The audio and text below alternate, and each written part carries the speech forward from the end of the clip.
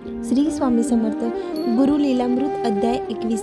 कथासारनुसार कर्नाटकमध्ये विजापूर जिल्ह्यामध्ये हंडी तालुक्यातील तंब नावाच्या गावामध्ये शिवराम जोशी नावाचा ज्योतिष जाणकार एक विद्वान ब्राह्मण राहत होता. त्याला 3 मुले होती.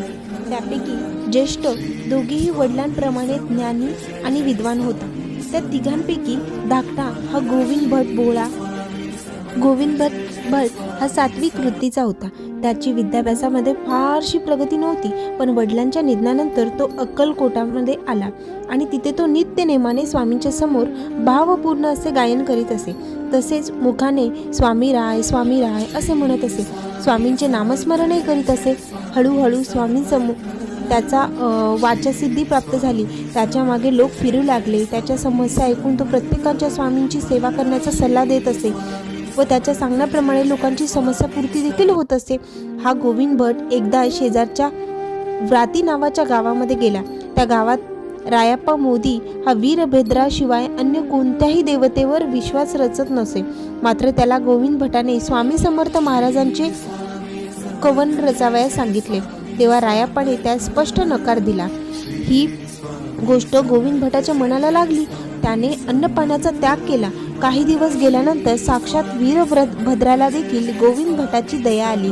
त्याने रायाप्पाच्या स्वप्नात जाऊन त्याला दृष्टांत दिला की श्री स्वामी, मी काही भिन्न नाही, तेव्हा आजपासून तू स्वामींचे स्तवन कर जा असे सांगून बरेच खडसावले. हे स्वप्न पाहताच रायाप्पा खडपून जागा झाला. त्याने सकाळची नित्यकर्मे आटपून लागलीच तंब गावी जाऊन गोविंद भटाचे पाय धरले. श्री स्वामींचे भजन ऐकून पुढे त्याने स्वामीरायांवर अनेक अशी कवने रचली.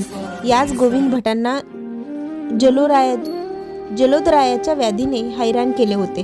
तेव्हा स्वामींच्या कृपातीर्थाने गोविंद भटांचे अंग चोळले असता त्याच्या व्याधीला उतार पडला आणि मग हळूहळू गोविंद भटांची जलोदराची व्याधीही समूळ नष्ट झाली. याचा कथाभागही या अध्यायामध्ये आलेला आहे. आशेने आलेल्या परंतु स्वामींच्या तशा बोलण्याने कट्ट झालेल्या या ब्राह्मणाने मातीचे एक ढेकूळ आपल्यासोबत घेतले आणि तो निघाला. मात्र वाटेत त्याला आपले गाठोडे जड वाटू लागले. त्याने गाठोडे उघडून पाहिले तर त्या ढेकुळाऐवजी पांढरे शुभ्र असे चांदी चमकत असल्याने हा अकल्पित धनलाभाने त्या ब्राह्मणास ऋणमुक्त केले व त्याचा संसार सुख आणि समृद्ध केला. हा अकल्पित धनलाभ हा भीमातिरी शिरपूर गावच्या माधव शास्त्रींचे श्री स्वामींवर अत्यंत असे प्रेम होते. त्यांची पत्नी निधन पावली तेव्हा अधिग्रावस्थेत स्वामींकडे ते आले होते.